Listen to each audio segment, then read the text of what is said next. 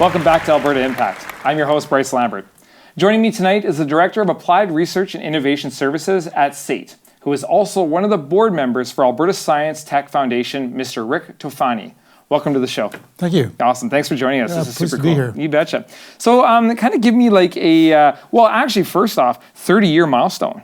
That's pretty awesome. 2019, so that's a big feather in your guys' cap. Yes. And so that congratulations on that. Thank you. Can you kind of give me like a bit of an elevator pitch, if you would, on what the organization is all about, kind of how you came to be, and what you do? Sure. So ASTech was created really out of a need to celebrate innovation and science and discovery and all of those things in Alberta back in probably 1987, but the first ASTech Awards weren't until 1989. And it wasn't common across the country then. There may have been a few other jurisdictions that were celebrating science and innovation, but in Alberta we knew we had some very special people. And at the time, the Alberta government was doing a job to finance those researchers and finance some of that early stage pilot stuff that would eventually lead to some early discoveries. But it was about getting that momentum going, that people said, hey, we can do that here in Alberta. Yeah, we can do oil and gas, and those things are really, really important back then. But we can also do things related to medical, to pure technology plays, to agriculture. And so ASTech set up with a broad group of categories in those sectors, plus small business, large business, and said, we're going to celebrate this, and we're going to give out these really cool awards, and we're going to have a big gala, because back then the gala was the big way to go, and everybody wanted to celebrate with the black tie, and away we go.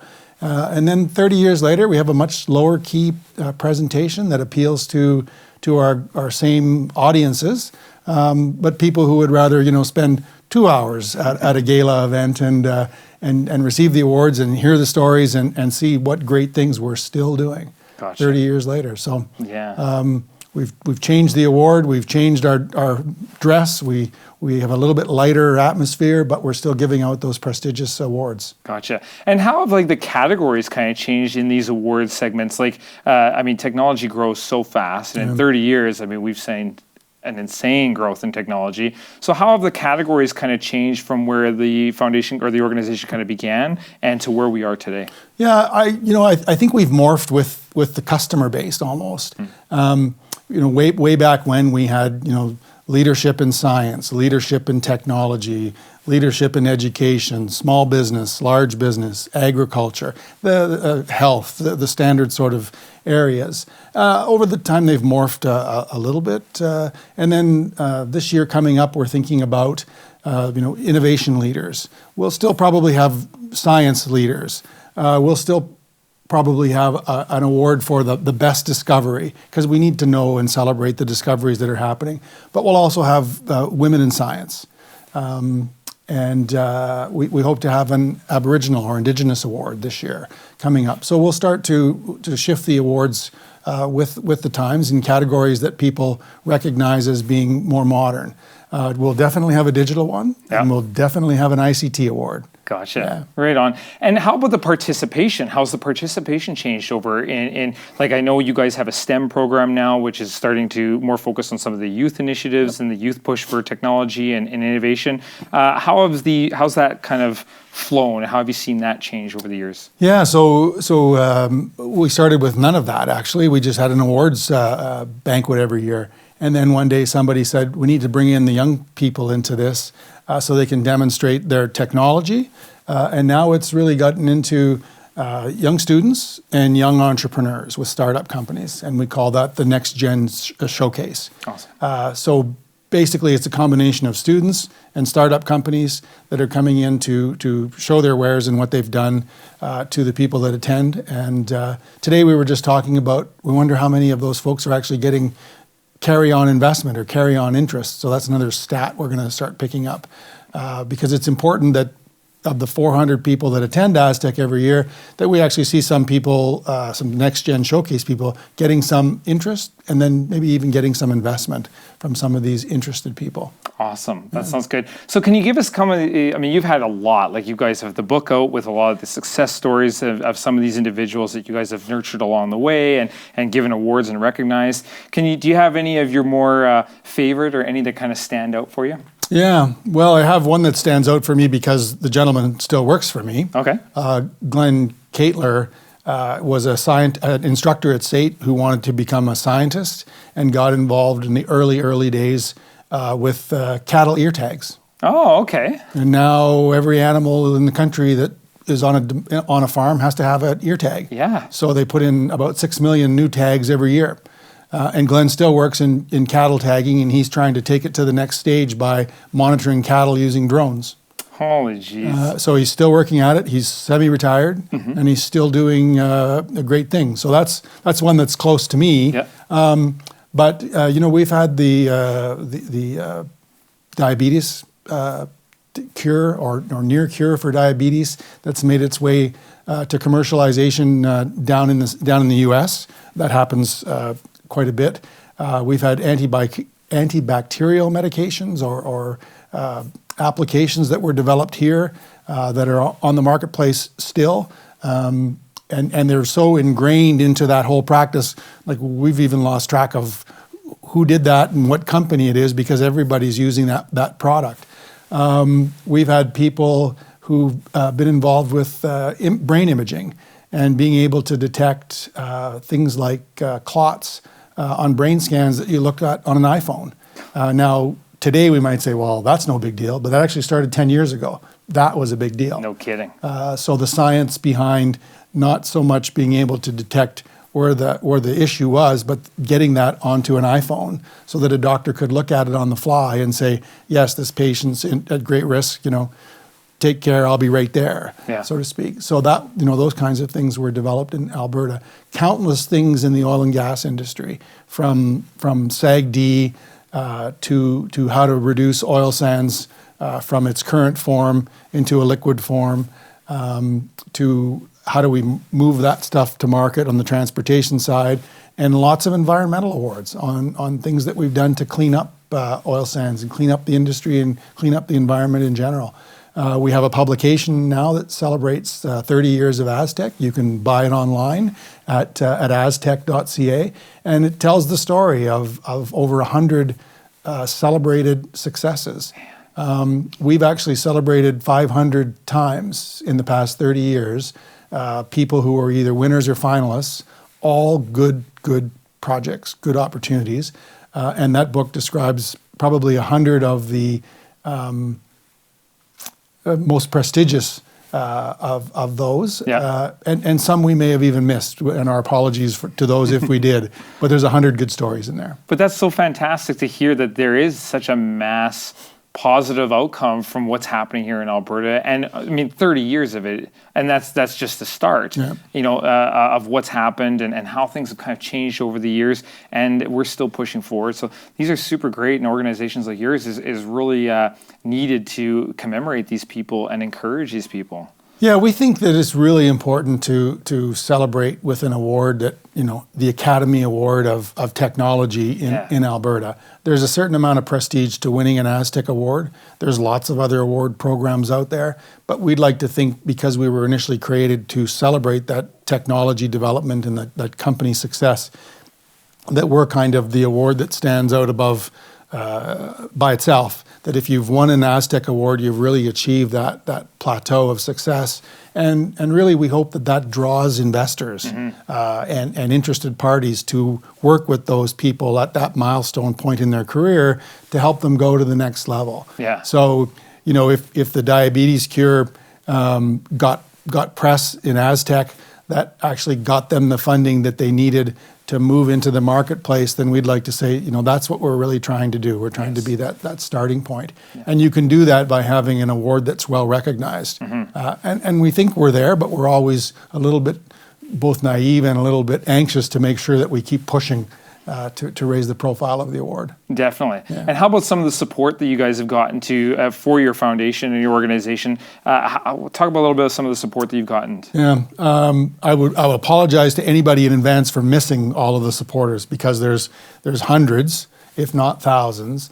But those members that are sort of the initial foundational members, who at the current time are people like the Government of Alberta, of course, Economic Development and Trade, University of Calgary, University of Alberta, University of Lethbridge, SAIT, and NAIT, and then we get into Innovate Calgary, the Corteva, which used to be Dow and DuPont, and then we also have Worley Parsons now.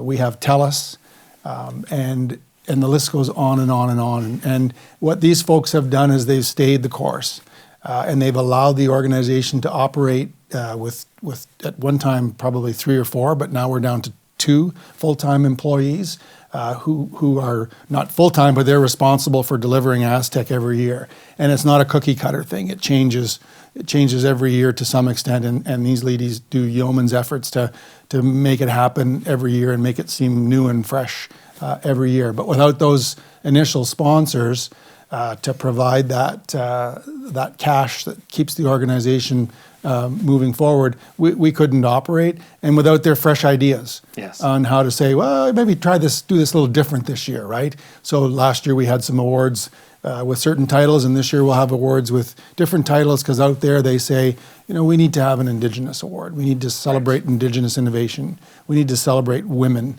in innovation and young leaders of tomorrow. And so they help us stay fresh. Yes. Yeah, essential to the process. Excellent. Yeah. Well, thank you so much for coming on and sharing this with us. This message is super important to some of those people that are looking for a drive and a push to continue forward, or take that step and actually make their idea happen, and go out there and even look for your guys' insights and support as well. So again, thank you so much for coming on and sharing this message with us. I apologize for my phone. I kind of got lost into the conversation here. I'm like, oh no, not this bloody thing. But thank you so much again. Absolutely, for sure. So there you have it, folks. That was Rick Tofani from the ASTech Foundation. If you'd like to learn more about them, we have links in the description below. And if you're looking to spread some hope with some people that you might know that are good innovators and people with some great ideas, take a look at this book that they have on their site as well. Might be a good Christmas gift coming up into the holidays. So coming up for our entertainment piece tonight are the guys from Hometown Stereo. We'll be right back.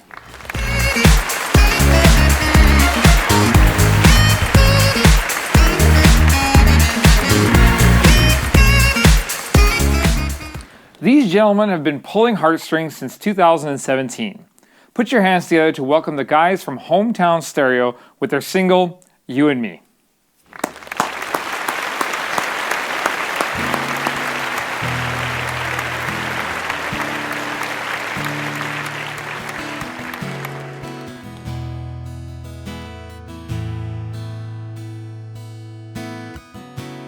Here we are again.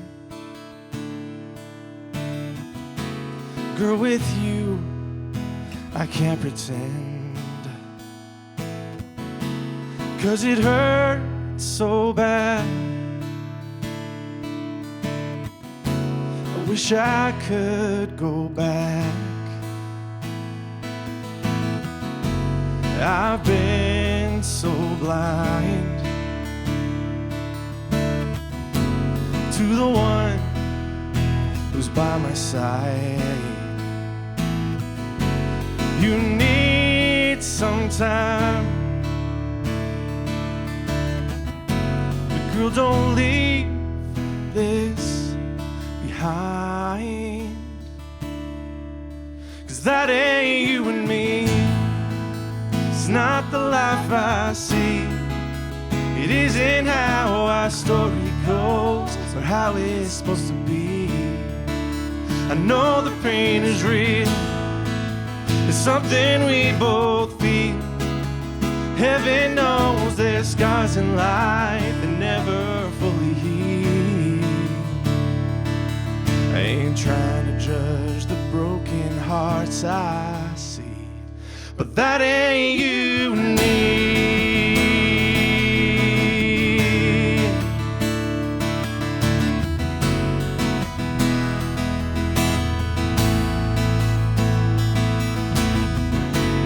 my selfish pride. Now I've left that all behind. Come let me close. Don't let me go. Is that ain't you and me? It's not the life I see.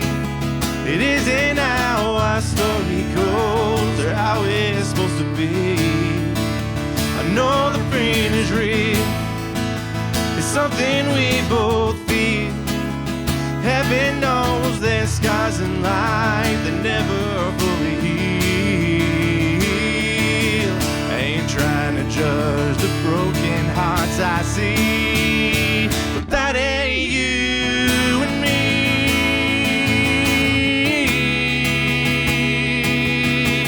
No, that ain't you and me.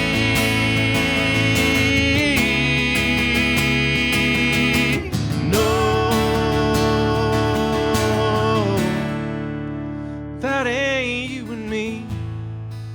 It's not the life I see. It isn't how our story goes or how it's supposed to be. I know our love is real. It's something we both feel.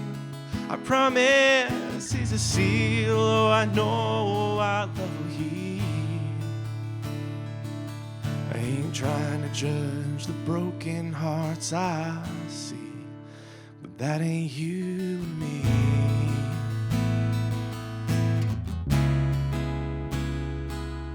No,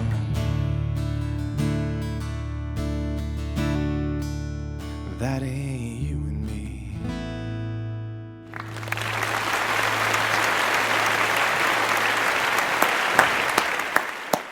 That was Hometown Stereo. Check them out in the link below. That's it for tonight. Be sure to like, follow us on Facebook, and subscribe to our YouTube channel. Links are below, so just click away. See you all next Thursday at 7 p.m.